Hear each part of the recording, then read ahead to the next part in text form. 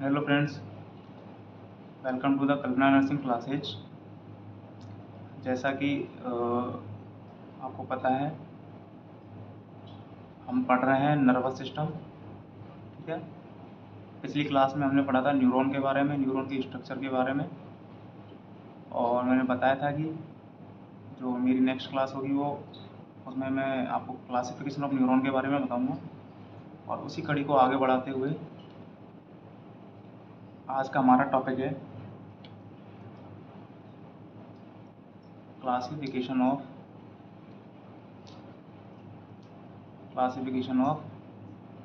Neuron. ठीक है, जैसा कि मैंने बोला था कि नेक्स्ट क्लास जो मेरी होगी वो किस पर होगी, क्लासिफिकेशन ऑफ न्यूरॉन पर होगी। उसी कड़ी को अपन आगे बढ़ा रहे हैं। ठीक है, इम्पॉर्टेंट टॉपिक है क्लासिफिकेशन ऑफ न्यूरॉन। एग्जाम में कभी कभार एमसीक्यू पूछ लिया जाता है। ठीक है, क्लासिफिकेशन ऑफ न्यूरॉन जो है, नर्वस सिस्टम के अंदर बहुत सारे या बहुत टाइप के क्या पाए जाते हैं, न्यूरॉन्स पाए जाते हैं। अलग अलग टाइप के न्यूरॉन पाए जाते हैं, उनका अलग अलग तरह का फंक्शन होता है। इंटेंसिटी के आधार पर बात करें तो, या फिर फंक्शन की क्वालिटी के आधार पर क्या होता है, उनका क्लासिफिकेशन अलग अलग टाइप का होता है। ठीक है, तो न्यूरॉन को जो क्लासीफाई किया जाता है तीन तीन तरह से न्यूरॉन को, या फिर मैं बोलूँ तो दो तरह से न्यूरॉन को क्लासीफाई किया जाता है। पहला है आपका स्ट्रक्चर के आधार पर, स्ट्रक्चरल क्लासिफिकेशन। दूसरा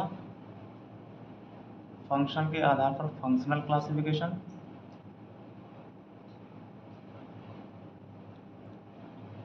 और तीसरा मैं बात करूँ तो कोई स्पेशल क्लासिफिकेशन तो नहीं, मतलब कुछ ऐसा दिया हुआ तो नहीं है, लेकिन फिर भी मैं बोलने के पर्पज़ से लिख सकता हूँ मैं इसको स्पेशलाइज्ड क्लासिफिकेशन। पढ़ने के पर्पज़ से मैं इसको स्पेशलाइज क्लासिफिकेशन बोल रहा हूँ। बाकी मेनली जो क्लासिफिकेशन होते हैं वो दो तरह के होते हैं। मेनली जो क्लासिफिकेशन होते हैं वो दो तरह के होते हैं। कौन कौन से होते हैं? पहला आपका स्ट्रक्चरल क्लासिफिकेशन है और दूसरा आपका फंक्शनल क्लासिफिकेशन है। तो न्यूरॉन के क्लासिफिकेशन की बात करें तो पहला स्ट्रक्चरल क्लासिफिकेशन, दूसरा फंक्शन के आधार पर, और तीसरा है आपका स्पेशल, जो कि आपका स्ट्रक्चरल क्लासिफिकेशन, फंक्शनल क्लासिफिकेशन दो की मेन है। स्ट्रक्चर के आधार पर हम बात करें तो बिफोर कि मैं आपको स्ट्रक्चर क्लासिफिकेशन के बारे में बताऊं, उससे पहले मैं आपको एक स्लाइड दिखाना चाह रहा हूँ। उस स्लाइड को देखिएगा ज़रा। ठीक है, जो अपन ने पिछली क्लासेस के अंदर न्यूरॉन के बारे में पढ़ा है, उसी के बेस पर आपको क्या करना है, इसमें आपको ध्यान देना है। कुछ चीज़ें जो मैं आपको अंडरलाइन करवा रहा हूँ, या जो चीज़ मैं आपको समझा रहा हूँ, उस पर थोड़ा गौर करना। ठीक है, पहला इसमें आपको देखो तीन तरह के न्यूरॉन आपको यहाँ पर शो किए गए हैं, पहला, दूसरा और तीसरा। और जैसा कि आप स्ट्रक्चर को देख पा रहे हो, तीनों न्यूरॉन क्या है, अलग अलग तरह से बने हुए हैं। ठीक है, तीनों न्यूरॉन क्या है, अलग अलग तरह से बने हुए हैं। ठीक है न्यूरॉन के ही टाइप, लेकिन तीनों न्यूरॉन क्या है, अलग अलग है। ठीक है, तो ये क्या है आपका स्ट्रक्चरल क्लासिफिकेशन है। ये क्या है आपका स्ट्रक्चरल क्लासिफिकेशन है, किसका, न्यूरॉन का। ये जो आपके सामने जो स्लाइड दिख रही है वो क्या है, आपका स्ट्रक्चरल क्लासिफिकेशन है, किसका, न्यूरॉन का। ठीक है, तो पहले न्यूरॉन को आप ज़रा देखेंगे तो आप देखोगे कि यहाँ पर क्या है, एक सेल बॉडी है। ठीक है, जैसा कि इसमें लिखा हुआ, यहाँ पर एक सेल बॉडी है। इस सेल बॉडी से एक जुड़ा हुआ एक पोल है। ठीक है, एक पोल जुड़ा हुआ है, उसी पोल से एक सेल बॉडी है, उस सेल बॉडी से क्या है, एक पोल जुड़ा हुआ है, जो लिखा भी हुआ है सेल बॉडी। ठीक है, और यहाँ पर क्या है, एक पोल है। ठीक है, इस पोल से क्या हुआ, एक तरफ तो क्या निकला हुआ है, देखिएगा, एक तरफ तो छोटे छोटे क्या निकले हुए हैं, डेंड्राइट्स निकले हुए हैं। ठीक है, ये बहुत सारे क्या निकले हुए हैं, डेंड्राइट्स निकले हैं। मल्टीपल स्मॉल ब्रांच या शॉर्ट प्रोसेस निकली हुई है, डेंड्राइट्स निकले हुए हैं, लिखा भी हुआ है यहाँ पर। और दूसरी साइड क्या निकला हुआ है, एक एक्सॉन निकला हुआ है। ठीक है, ये क्या हुआ है, एक्सॉन निकला हुआ है, यानी कि सेम पोल से, एक ही पोल से क्या है, आपका डेंड्राइट्स निकला हुआ है और आपका एक्सॉन निकला हुआ है। तो एक ऐसा न्यूरॉन आपके सामने है जिसमें सेल बॉडी है, उस सेल बॉडी से सिंगल पोल है, उस सिंगल पोल पर क्या हुआ है, आपका डेंड्राइट्स निकले हुए हैं और एक्सॉन निकले हुए हैं। तो इस तरह के जो न्यूरॉन होता है, इस तरह का जो न्यूरॉन होता है, उसको आप बोलते हो आपका यूनिपोलर न्यूरॉन। कैसा न्यूरॉन बोलते हो आप, यूनिपोलर न्यूरॉन। तो मैंने क्या बोला कि भाई यूनिपोलर न्यूरॉन क्या होता है। यूनिपोलर न्यूरॉन जैसे डायग्राम के अकॉर्डिंग समझा अपन ने कि भाई एक सिंगल पोल होता है, उस सिंगल पोल से आपका डेंड्राइट्स निकले हुए होते हैं और दूसरी तरफ क्या निकला हुआ था, एक्सॉन निकला हुआ होता है। यानी कि पोल क्या है, सिंगल पोल है। यानी कि एक ही पोल से जब डेंड्राइट्स और एक्सॉन अराइज होते हैं उसको क्या बोला जाता है, यूनिपोलर। यूनि का मतलब सिंगल, एक पोल पर डेंड्राइट्स और एक पोल पर ही एक्सॉन है। तो मैं सिंपल सा लिख सकता हूँ, ठीक है, dendrites and axons arise from single pole. ठीक है, तो मैं सिंपल से उसको क्या बोलते हैं आप, यूनिपोलर न्यूरॉन। ये बात यहाँ तक समझ में आई, ठीक है, यूनिपोलर न्यूरॉन। दूसरा अपन बात करें, वापस से स्लाइड में चलते हैं, दूसरी तरफ देखिएगा। वापस से एक न्यूरॉन है, एक सेल बॉडी है, उस सेल बॉडी से एक पोल ऊपर की तरफ निकला हुआ है, देखिएगा, दूसरा पोल नीचे की तरफ निकला हुआ है, ठीक है, दूसरा पोल निकला हुआ है,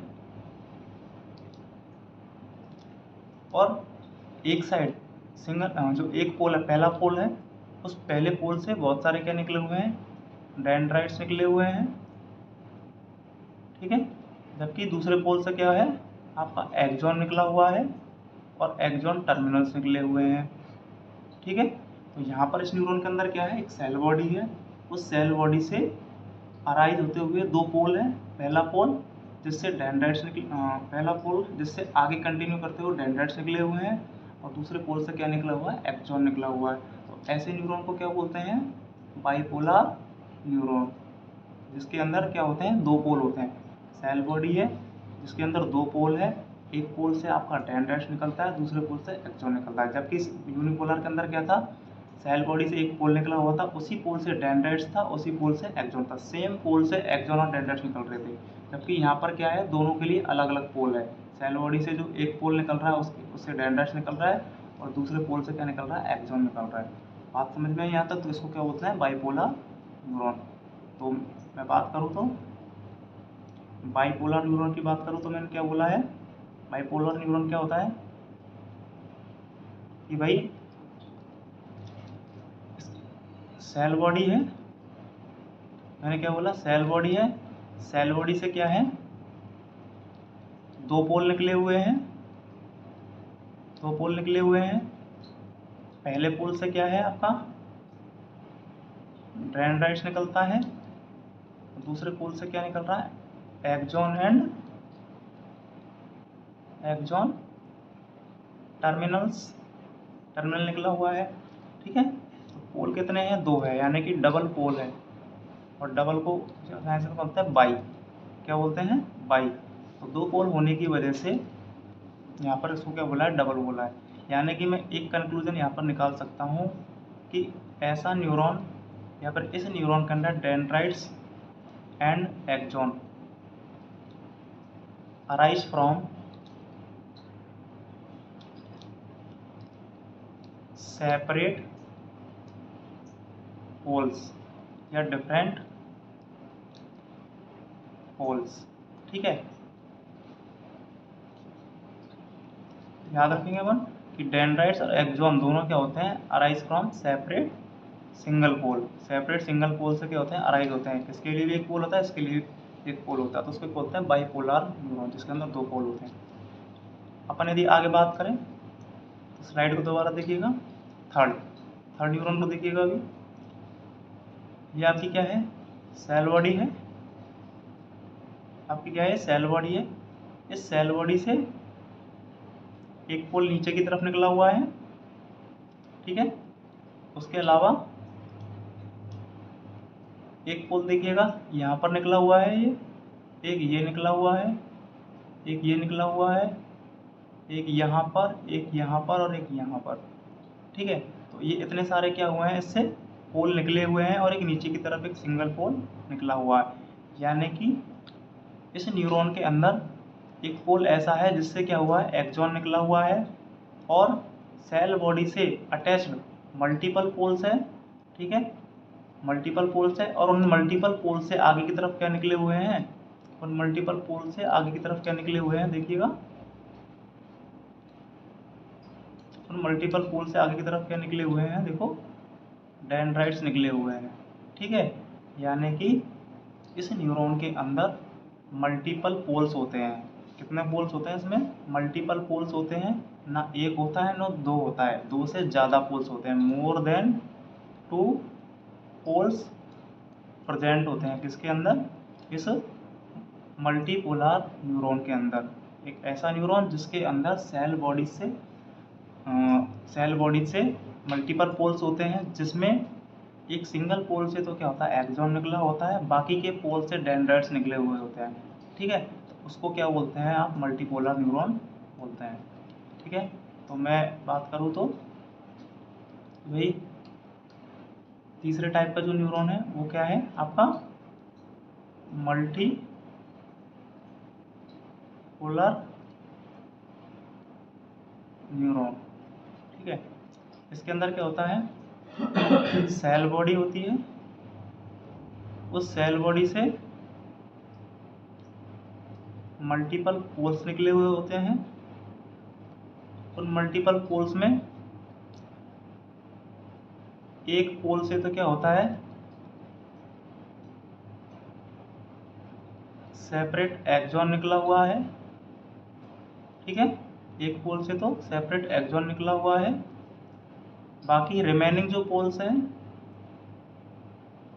बाकी जो रिमेनिंग पोल्स हैं, उन रिमेनिंग पोल्स से क्या निकले हुए हैं, डेंड्राइट्स निकले हुए हैं। क्या निकले हुए हैं, डेंड्राइट्स निकले हुए, रिमेनिंग पोल से डेंड्राइट्स निकले हुए होते हैं।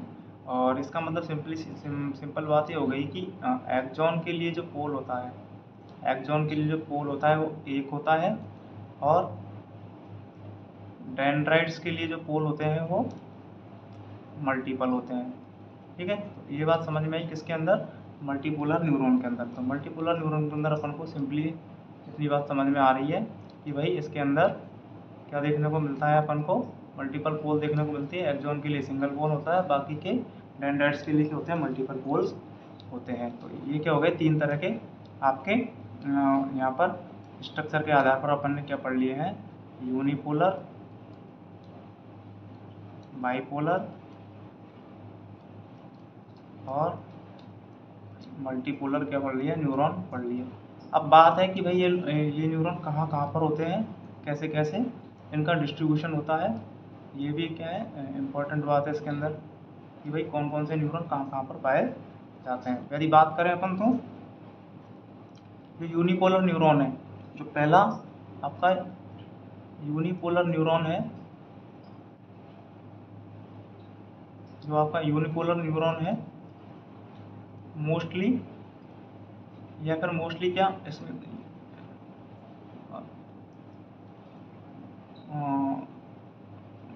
यूनिपोलर न्यूरॉन जो होता है आपका, जो बॉडी के अंदर जितने भी क्या होते हैं, रिसेप्टर्स होते हैं, बॉडी के अंदर जितने भी क्या होते हैं, रिसेप्टर्स होते हैं। ठीक है, चाहे वो पेन के रिसेप्टर्स हो, चाहे वो टच के रिसेप्टर्स हो, चाहे वो टेम्परेचर के रिसेप्टर्स हो, चाहे वो पोजीशन के रिसेप्टर्स हो। ठीक है, यहाँ पर बॉडी के अंदर जितने भी क्या है, रिसेप्टर्स है या फिर सेंसरी रिसेप्टर्स हैं, वो सारे के सारे क्या होते हैं, आपके यूनिपोलर न्यूरॉन्स होते हैं। सारे के सारे क्या होते हैं, वो यूनिपोलर न्यूरॉन्स होते हैं। यानी कि बोले तो रिसेप्टर जो बने होते हैं, जो रिसेप्टर जो होते हैं made up of unipolar neurons. वो आपसे एग्जाम में ये पूछ सकता है कि भाई रिसेप्टर जो होते हैं वो कौन से न्यूरॉन के बने होते हैं। तो याद रखना है आपको, यूनिपोलर न्यूरॉन के बने होते हैं, या फिर यूनिपोलर न्यूरॉन को ही आपका अदर नेम क्या बोला जाता है, आपका अदर नेम आपका रिसेप्टर बोला जाता है। किसका, यूनिपोलर न्यूरॉन का। ठीक है, ये बात समझ में आई आपको? ओके। इसके अलावा अपन बात करें तो दूसरा टाइप अपने पास कि भाई आपके बाइपोलर न्यूरॉन कहाँ होते हैं?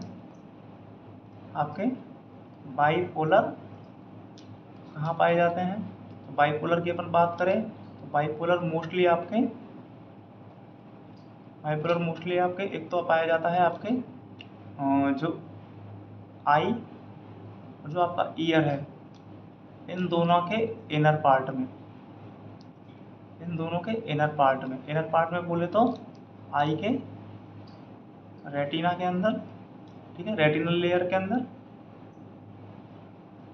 आई की रेटिनल लेयर के अंदर, और ईयर का इनर ईयर मतलब इनर ईयर जो कॉक्लिया वाला पोर्शन है वहाँ पर, ठीक है। तो अपन बात करें तो बाइपोलर न्यूरॉन कहाँ पर है? मैंने बोला है आपका ईयर के अंदर, तो कहाँ पर है? आपके कॉक्लियर वाले पोर्शन में, यहाँ पर कॉक्लिया होता है, ठीक है, इनर ईयर में, ठीक है। और आई के अंदर कहाँ पर होते हैं आपके? बोले तो इंटरनल लेयर में। इंटरनल लेयर कौन सी आपकी? Retinal layer. रेटिनल लेयर बोले तो आई का जो रेटिना होता है वहाँ पर, आई के रेटिना के अंदर जो आपके न्यूरॉन पाए जाते हैं वो कैसे पाए जाते हैं? आपके बाइपोलर न्यूरॉन पाए जाते हैं। कैसे पाए जाते हैं? आपके बाइपोलर न्यूरॉन, वहाँ पर पाए जाते हैं। उसके अलावा आपके जो ऑल्फैक्टरी एरिया होता है, आपका जो ऑल्फैक्टरी एरिया होता है किसमें? ऑफ ब्रेन का जो ऑल्फैक्टरी एरिया होता है उसके अंदर भी क्या पाए जाते हैं? आपके ऑल्फैक्टरी एरिया ऑफ ब्रेन जो होता है वहाँ पर भी आपके बाइपोलर न्यूरॉन पाए जाते हैं। ऑल्फैक्टरी एरिया को समझने के लिए हम बात करें तो जैसे कि आपकी जो ब्रेन है, ठीक है, या बोले तो सेरिब्रम है, सेरिब्रम के अंदर जो आपका टेम्पोरल लोब है, सेरिब्रम के अंदर जो आपका टेम्पोरल लोब है, उस टेम्पोरल लोब के अंदर सेंटर होता है किसका? स्मेल का। क्या होता है? स्मेल का सेंटर होता है। और जो आपकी नोज है, ठीक है, जो आपकी नोज है, उस नोज से जब भी कोई स्मेल का सेंसेशन कहाँ जाता है? टेम्पोरल लोब में जाता है, ठीक है। तो वहाँ पर जो टेम्पोरल लोब के अंदर जो फाइबर होते हैं, या फिर वहाँ पर जो आपके बोलते हैं न्यूरॉन होते हैं, वो किस तरह के होते हैं? बाइपोलर न्यूरॉन होते हैं। वो सेंसरी नर्व के थ्रू, या फिर बोले तो आप ऑल्फैक्टरी नर्व के थ्रू,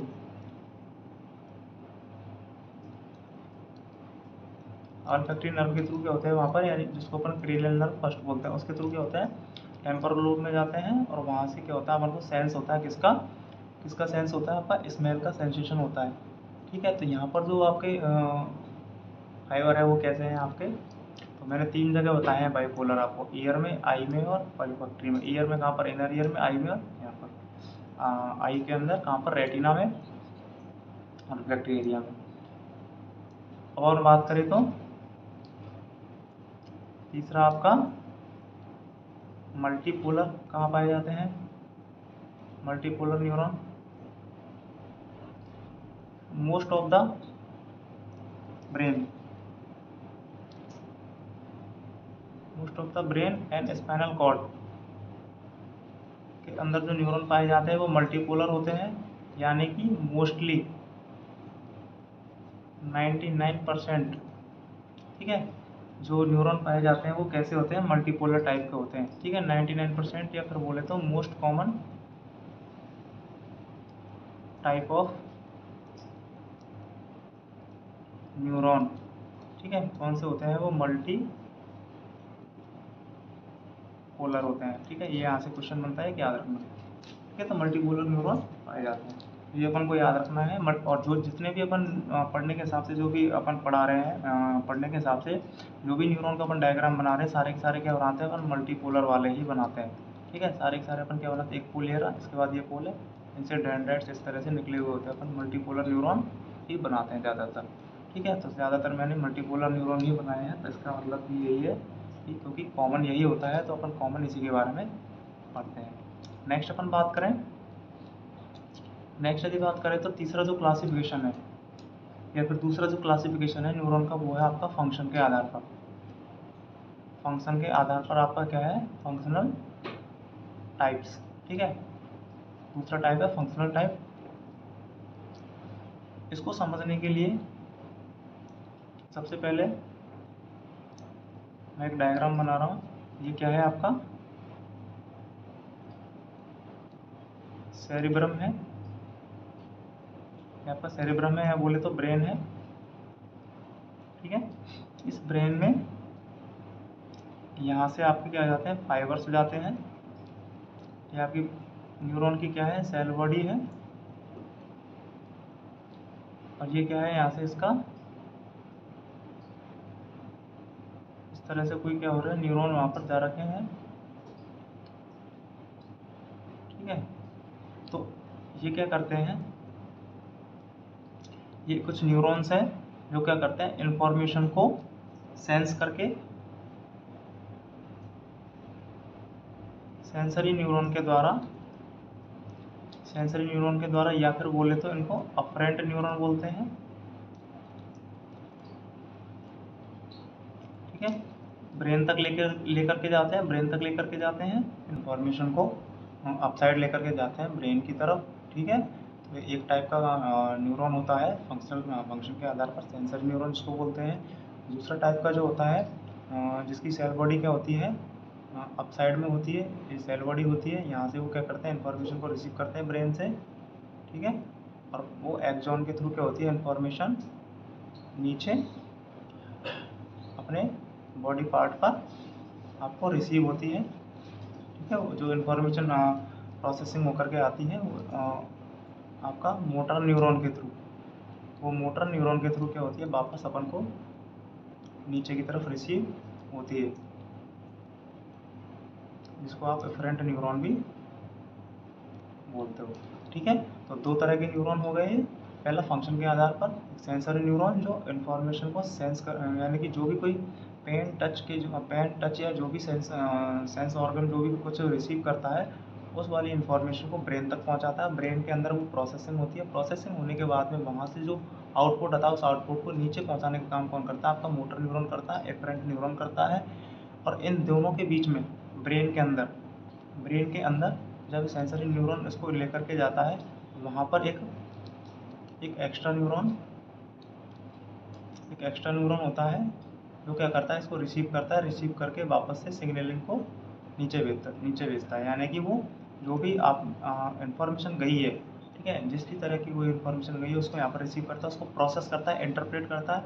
इंटरप्रेट करने के बाद ठीक है, उसको क्या कर देता है, मोटर न्यूरॉन के अंदर डाल देता है आउटपुट के रूप में, और वो हमको रिसीव होती है। तो सेंसरी न्यूरॉन और ये जो इंटर न्यूरॉन होता है, मतलब ये जो न्यूरॉन होता है ना, ये जो न्यूरॉन होता है, थर्ड टाइप का जो न्यूरॉन है, ये क्या करता है, इन दोनों के बीच में रिलेशन का काम करता है, दोनों के बीच में रिलेशन का काम कर सकता है, कनेक्शन का काम करता है, बोले तो एसोसिएशन का काम करता है। ठीक है, इसलिए सेंसरी न्यूरॉन और मोटर न्यूरॉन के बीच में ये जो न्यूरॉन है जो कि इंफॉर्मेशन को इंटरप्रेट करने का काम करता है, कहाँ पर पाया जाता है, विद इन न्यूरॉन होता है। सबसे पहली बात, विद इन न्यूरॉन नहीं, सॉरी, विद इन CNS या फिर विद इन ब्रेन होता है, पहली बात तो। ठीक है, और जिसको एसोसिएशन न्यूरॉन बोलते हैं, क्योंकि दोनों के बीच में क्या किया जाता है, क्या करने का काम करता है, एसोसिएशन करने का काम करता है, कनेक्शन करने का काम करता है, दोनों के बीच में रिलेशन का काम कर रहा है। ठीक है, इसलिए इसको आप एसोसिएशन न्यूरॉन भी बोलते हैं। तो तीन टाइप के क्या हो गए यहाँ पर, न्यूरॉन हो गए। पहला हो गया आपका सेंसरी, दूसरा हो गया आपका मोटर, इसको बोलते हैं आप अफरेंट, इसको बोलते हो आप इफरेंट। ठीक है, तीसरे दोनों के बीच में लिंक करने का काम करता है, इसको बोलते हैं आप इंटरन्यूरॉन या फिर एसोसिएशन न्यूरॉन। क्यों, क्योंकि ये क्या करता है, दोनों के बीच में इंटरकनेक्ट करने का काम करता है, दोनों को लिंक करने का काम करता है। ठीक है, यहीं पर एक बात आती है, यहीं पर एक कन्फ्यूजन आता है, क्या कि जो नर्व है, ठीक है, जो नर्व है और न्यूरॉन है, उसके अंदर क्या डिफरेंस है, क्या डिफरेंस है। लोग क्या करते हैं कि नर्व और न्यूरॉन को एक ही पढ़ते हैं। जैसे कि नर्व जो होती है, ठीक है, आपको सीधा सीधा याद रखना है, न्यूरॉन के अंदर नर्व के अंदर डिफरेंस क्या है, बंडल ऑफ न्यूरॉन्स,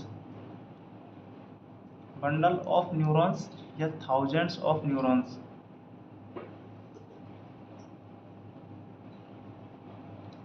मिलकर के क्या करती है, नर्व का निर्माण करते हैं। नर्व न्यूरॉन नहीं होते हैं, नर्व फाइबर या बोले तो नर्व फाइबर न्यूरॉन फाइबर्स नहीं होते हैं, ठीक है। एक्सॉन के फाइबर्स को या फिर सिंगल न्यूरॉन को आप नर्व नहीं बोल सकते हैं, नर्व नहीं बोलते हैं, लेकिन बहुत सारी न्यूरॉन या बहुत सारे नर्व फाइबर्स मिल करके क्या करते हैं, एक क्या करते हैं उसका बोले तो एक नर्व का निर्माण करते हैं, ठीक है। बहुत सारे न्यूरॉन क्या करते हैं मिल करके किसका निर्माण करते हैं, नर्व का निर्माण करते हैं। और जो नर्व होती है, नर्व 3 तरह की पाई जाती है, ठीक है। ये भी यहाँ पर क्या होता है, एक डिफरेंस है। यहाँ पर एक कंफ्यूज होते हैं लोग, वो कौन कौन सी होती है, एक होती है सेंसरी,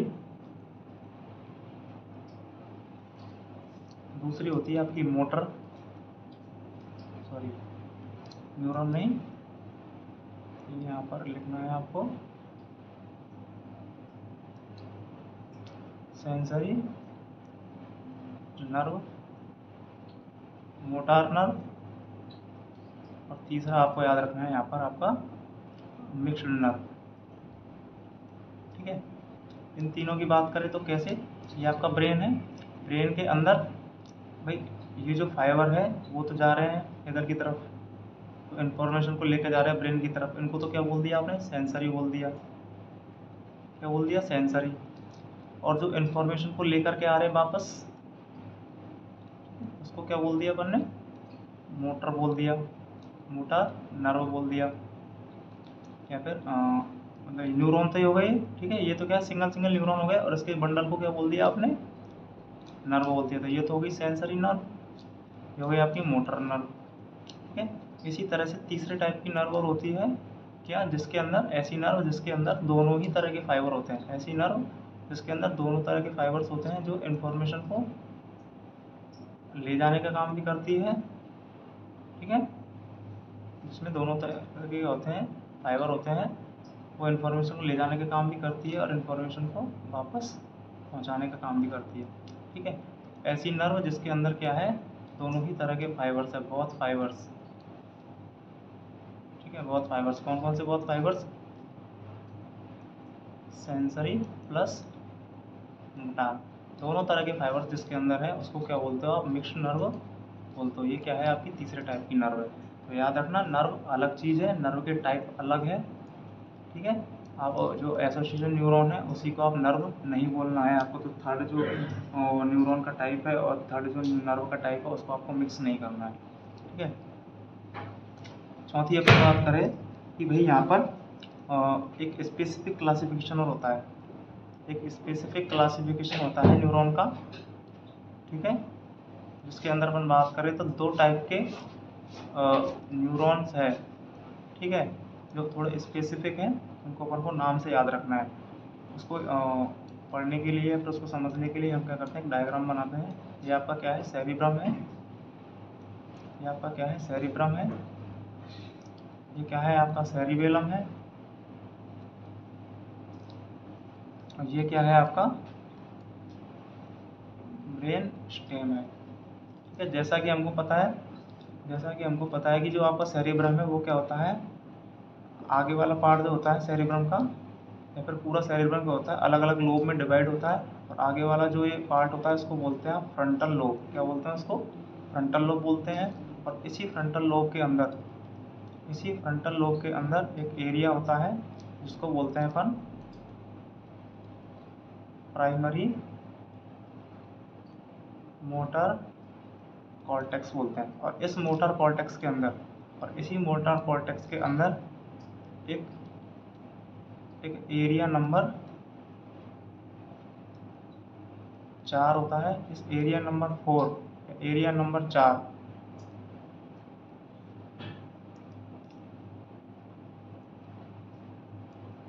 ये जो एरिया नंबर 4 है इसके अंदर स्पेशल स्पेशल न्यूरोनल फाइबर्स या सेल्स होती है जो कि पिरामिड शेप की होती है, ठीक है, इसलिए इन्हें पिरामिडल फाइबर बोलते हैं। फाइबर्स बोलते हैं, पिरामिडल सेल्स बोलते हैं, और इसी का दूसरा नाम बेड सेल्स होता है, ठीक है। तो आपको याद रखना है कि स्पेशल टाइप का क्लासिफिकेशन जिसके अंदर सेरिब्रम के अंदर primary motor cortex, frontal lobe का प्राइमरी मोटर कॉर्टेक्स, और प्राइमरी मोटर कॉर्टेक्स के अंदर एरिया नंबर 4 जिसके अंदर स्पेशल न्यूरल फाइबर्स होते हैं, पिरामिडल शेप की क्या होती है, वहाँ पर सेल्स होती है। तो पिरामिडल शेप की जो सेल्स है उनको बेड सेल्स है क्या बोला जाता है, आपका पिरामिडल सेल्स बोला जाता है, जो कि आपका जो मोटार कोऑर्डिनेशन है, जो आपका मोटार पाथवे है, उसके अंदर इम्पोर्टेंट रोल प्ले करती है। किसके अंदर? इम्पोर्टेंट रोल इन मोटार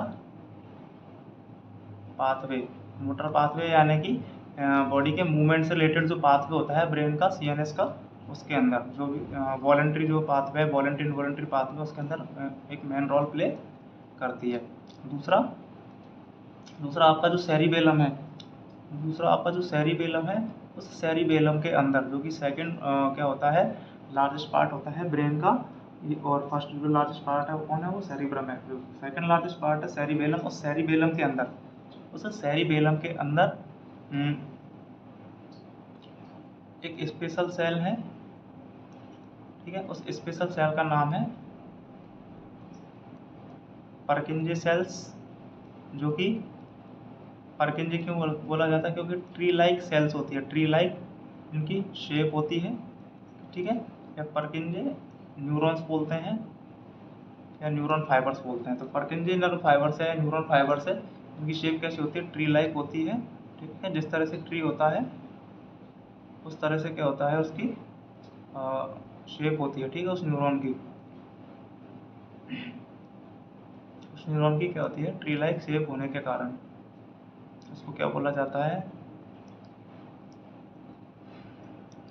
किस तरह से होता है ये, इस तरह से, जैसे कि, और ये इसका क्या होता है, एक्सॉन इस तरह से निकला हुआ होता है, ठीक है। तो ये ट्री लाइक होता है, इसलिए इस तरह से ट्री लाइक, ठीक है। और जबकि जो होता है वो पिरामिड शेप का होता है, ठीक है, इसलिए उसको क्या बोला जाता है, पिरामिडल सेल बोला जाता है, ठीक है। तो ये दो तरह की सेल्स थी, इसके अंदर पाई जाती है, ये आपके सेरिबेलम के अंदर, सेरिब्रम के अंदर पाई जाती है। इसके अलावा अगर बात करें, इसके अंदर एक टॉपिक और रह रहा है छोटा सा, कि एक चीज़ आती है इसके अंदर कि न्यूरोनल डिजेनरेशन, कि भाई न्यूरोनल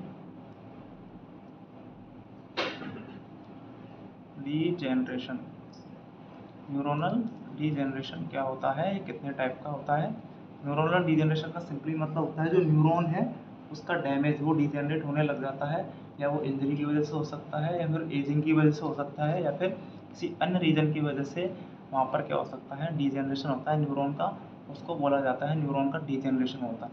तो इसमें बात आती है कि ये कितने टाइप्स का होता है, ठीक है। बात आती है कि कितने टाइप्स का न्यूरॉन डिजेनरेशन देखने को मिलता है, ठीक है। तो पहले यदि मैं बात करूँ एक डायग्राम के थ्रू थोड़ा समझाने का प्रयास करता हूँ मैं, कि भाई आपका एक न्यूरॉन है, ये क्या है, आपका एक न्यूरॉन है, इस न्यूरॉन के अंदर क्या हो गई भैया, इंजरी हो गई, क्या हो गया, इस न्यूरॉन के अंदर इंजरी हुई है, ठीक है। ये आपका सेल बॉडी है, ये आपका सोमा है, ये आपका एक्सॉन है, ठीक है। और यहाँ पर क्या हो गई है, इंजरी हो गई है, ठीक है। इंजरी के इधर वाला पार्ट जो कि सोमा की तरफ होता है, सेल बॉडी की तरफ होता है, उसको प्रॉक्सिमल पार्ट बोला जाता है, या फिर उसको प्रॉक्सिमल एक्सॉन बोला जाता है। और इंजरी के अपार्ट वाला पार्ट, के दूर वाला पार्ट, इसको क्या बोला जाता है, आगे वाले पार्ट को डिस्टल पार्ट बोला जाता है, जो कि सेल बॉडी से दूर होता है, उसको बोला जाता है एक्सॉन का डिस्टल वाला पार्ट है, डिस्टल एक्सॉन बोला जाता है। जब कभी इंजरी होती है तो हमको पता है इसके अंदर क्या होता है, कंडक्शन होता है, ठीक है। इसका काम क्या है, कंडक्शन करना है। तो तो अपन को पता है कि भाई जिस पार्ट में कंडक्शन हो रहा है, और है ना, और जिस जगह पर इंजरी हुई है जिस जगह पर इंजरी हुई है वहाँ तक तो क्या होगा, कंडक्शन होगा, और उसके आगे वाले पार्ट में क्या होगा, कंडक्शन नहीं होगा। इंजर्ड वाला पार्ट आगे की तरफ की होगी, इंजरी होने की वजह से वो कंडक्शन आगे की तरफ नहीं जाएगा, ठीक है। तो जो स्टूपलस आगे की तरफ नहीं जाएगा तो ये वाला पार्ट क्या हो गया, इसका डैमेज हो गया। इसके अंदर क्या है, नो कंडक्शन, कंडक्शन नहीं है। और जब ये लॉन्ग टर्म इसी तरह से पड़ा रहेगा तो ये पार्ट क्या हो जाएगा, धीरे धीरे डैमेज होने लग जाएगा, और ये पार्ट क्या होगा, धीरे धीरे डीजनरेट होने लग जाएगा, ठीक है। ऑटोमेटिकली क्या होगा, ये डीजनरेट होगा, क्योंकि अपन को पता है कोई पार्ट यदि लंबे समय तक क्या न करे, अनयूज्ड रहे, अनयूज्ड जो पार्ट है वो क्या हो जाता है आपका, डीजनरेट होने लग जाता है, डीजनरेशन की तरफ चला जाता है, ठीक है। तो ये पार्ट इंजरी होगा, आगे वाला पार्ट के अंदर क्या है, कंडक्शन नहीं हो रहा है, नहीं हो रहा है, ठीक है। तो उस कंडीशन के अंदर ये लॉन्ग टर्म के बाद में ये पार्ट डीजनरेट होने लग जाता है, ठीक है। तो ये जो डिस्टल पार्ट है, ये क्या है, डिस्टल पार्ट जो आपका डीजनरेट हो रहा है, कहाँ हो रहा है, इंजरी के आगे की तरफ। इंजरी के पीछे की तरफ कौन सा पार्ट है, प्रॉक्सिमल पार्ट है, जो कि सोमा की तरफ होता है, और इंजरी के आगे की तरफ वाला पार्ट जो कौन सा है, डिस्टल पार्ट है, ठीक है। दूर वाला पार्ट है जो एक्सॉन टर्मिनल की तरफ होता है। तो अपन बात करें तो इंजरी के आगे वाला पार्ट, ठीक है, और इंजरी के पीछे वाला पार्ट प्रॉक्सिमल पार्ट, और आगे वाला पार्ट डिस्टल पार्ट। तो इंजरी के आगे की तरफ, ठीक है, इंजरी के आगे की तरफ जब आपका पार्ट क्या होता है, डिजेनरेट होता है, ठीक है, कौन सा, आपका डिस्टल एक्सॉन क्या होता है, आपका डिजेनरेट होता है। जब डिस्टल एक्सॉन का डिजेनरेशन होता है तो उसको बोलते हो आप एंटेरोग्रेड। भाई आगे को बोलते हैं अपन एंटेरोग्रेड, और पीछे को बोलते हैं आप रेट्रोग्रेड। तो ये कौन सा डिजेनरेशन होता है, आपका एंटेरोग्रेड डिजेनरेशन होता है, ठीक है। डिस्टल एक्सॉन का इंजरी के आगे की तरफ डिस्टल एक्सॉन का डिजेनरेशन होना, यानी आगे की तरफ डिजेनरेशन होना, मतलब एंटेरोग्रेड डिजेनरेशन होना, ठीक है। जबकि अपन बात करें इस प्रॉक्सिमल वाले पार्ट की बात करें, यदि इंजरी की वजह से ये वाला पार्ट तो गया, और इंजरी की वजह से आपका ये वाला पार्ट क्या करे, काम ना करे, ठीक है। तो पीछे वाला पार्ट काम ना करे, पीछे वाला पार्ट क्या हो जाए, डिजेनरेट हो जाए, ठीक है। तो प्रॉक्सिमल एक्सॉन क्या हो जाए, वहाँ पर डिजेनरेट हो जाए, तो उस कंडीशन में इसको क्या बोला जाता है, आपको रेट्रोग्रेड रेट्रोग्रेड डिजेनरेशन बोला जाता है। तो आपको याद रखना है, डिस्टल एक्सॉन यदि डिजेनरेट हो रहा है, इंजरी के आगे वाला पार्ट डिजेनरेट हो रहा है, क्यों डिजेनरेट होता है, क्योंकि लॉन्ग टर्म वो अनयूज्ड है। क्यों अनयूज है, क्योंकि उसके अंदर कंडक्शन नहीं हो रहा है इंजरी की वजह से, वो इंजर्ड पार्ट तक ही उसका कंडक्शन था, उसकी वजह से आगे कंडक्शन नहीं जा रहा है। तो लॉन्ग टर्म तक क्या रहा है, वो पार्ट अनयूज रहा है। अनयूज रहा है तो बॉडी की फिजियोलॉजी ऐसी ही होती है कि वो धीरे धीरे जो अनयूज पार्ट है डिजेनरेट होने लग जाता है ऑटोमेटिकली। तो ऐसे डिजेनरेशन को अपन क्या बोलते हैं, एंटेरोग्रेड डिजेनरेशन बोलते हैं। डिस्टल एक्सॉन का डिजेनरेशन है तो, और यदि प्रॉक्सिमल एक्सॉन का डिजेनरेशन है तो उसको बोलते हैं आप रेट्रोग्रेड डिजेनरेशन बोलता है, जो कि इंजरी वाले पार्ट के पीछे की तरफ होता है, ठीक है। यदि यहाँ पर बात करें तो अपन जो एंटेरोग्रेड आपका एंटेरोग्रेड जो आपका डिजेनरेशन है, जो आपका एंटेरोग्रेड डिजेनरेशन है, उसको अपन वॉलेरियन डिजेनरेशन भी बोलते हैं। क्या बोलते हैं इसको, वॉलेरियन डिजेनरेशन बोलते हैं। और यही क्या होता है, most common type of degeneration of neuron. Neuron के अंदर जो मोस्ट कॉमन टाइप का जो डिजेनरेशन होता है वो वॉलेरियन डिजेनरेशन होता है, एंटेरोग्रेड डिजेनरेशन होता है। बोले तो डिस्टल एक्सॉन का क्या होता है, डिजेनरेशन होता है, ठीक है। दूसरे अपन बात करें कि भाई दो तरह के थे हो गए आपके, रेट्रोग्रेड और एंटेरोग्रेड। रेट्रोग्रेड के अंदर प्रॉक्सिमल है, एंटेरोग्रेड के अंदर आपका डिस्टल है। मान लो कि यदि कोई एक तरह का ये एक्सॉन है, या बोले तो ये एक तरह का न्यूरॉन है, इस न्यूरॉन के अंदर ये एक्सॉन है, और यहाँ पर क्या हुई है, इंजरी हुई है इस वाले पार्ट में, और इस पार्ट में इंजरी होने की वजह से अपन जानते हैं कि ये वाला पार्ट काम नहीं कर रहा। जब ये वाला पार्ट काम नहीं कर रहा, ठीक है, तो ये है ये वाला पार्ट काम नहीं कर रहा, तो जो आगे वाला न्यूरॉन से जो कनेक्टेड है वो भी क्या होता है, प्रभावित होता है। बहुत बार क्या होता है कि भाई जिस पार्ट पहले वाले न्यूरॉन के अंदर जहाँ पर इंजरी हुई होती है, उस वाले पार्ट से डिस्टल वाला पार्ट काम नहीं कर होता है, मतलब जो कंडक्शन है वो यहीं तक जाता है, ठीक है। जाने के बाद में ये वाला पार्ट क्या होगा, आपका काम नहीं कर रहा। जब ये वाला पार्ट आपका काम नहीं कर रहा तो यहाँ से इन्फॉर्मेशन इस तरफ नहीं जाएगी तो दूसरे न्यूरॉन को क्या नहीं मिलेगी, नो इन्फॉर्मेशन, ठीक है। या फिर नो कंडक्शन, इसके अंदर भी क्या होगा, कंडक्शन नहीं होगा। जब कंडक्शन नहीं होगा तो ये वाला पार्ट भी क्या हो जाएगा, अब ये वाला पार्ट भी क्या हो जाएगा आपका, खराब हो जाएगा। ये वाला पार्ट भी क्या होगा, खराब, यानी सेकंड न्यूरॉन भी क्या होगा, पूरी तरह से खराब हो जाएगा। क्यों, क्योंकि वो अनयूज्ड ही रह जाएगा, उसके अंदर कंडक्शन ही नहीं होगा। जो इससे कनेक्टेड जो सेकंड न्यूरॉन है, इससे कनेक्टेड जो सेकंड न्यूरॉन है वो भी क्या हो जाएगा, अब डैमेज होने लग जाएगा। क्योंकि फर्स्ट न्यूरॉन डैमेज होने के कारण, इंजरी की वजह से आगे कंडक्शन नहीं हो रहा है, तो सेकंड पार्ट भी क्या हो, सेकंड जो न्यूरॉन है वो भी अनयूज रहेगा। लॉन्ग टर्म के बाद वो भी डिजेनरेट होने लग जाएगा। ठीक है, तो इस तरह के जो डिजेनरेशन है, यानी एक न्यूरॉन की वजह से आपका दूसरा न्यूरॉन क्या हो रहा है, अफेक्ट हो रहा है। ठीक है, इम्पैक्ट उसका उस पर आ रहा है, तो दूसरे न्यूरॉन पर इम्पैक्ट आ रहा है। तो ऐसे जो डिजेनरेशन है उसको ट्रांस न्यूरोनल डिजेनरेशन बोला जाता है। ठीक है, उसको क्या बोलते हैं आप, ट्रांस न्यूरोनल डिजेनरेशन। यानी कि तीन तरह के क्या हो गए आपको डिजेनरेशन बता दिए हैं मैंने। पहला कौन सा बताया है आपको, एंटेरोग्रेड।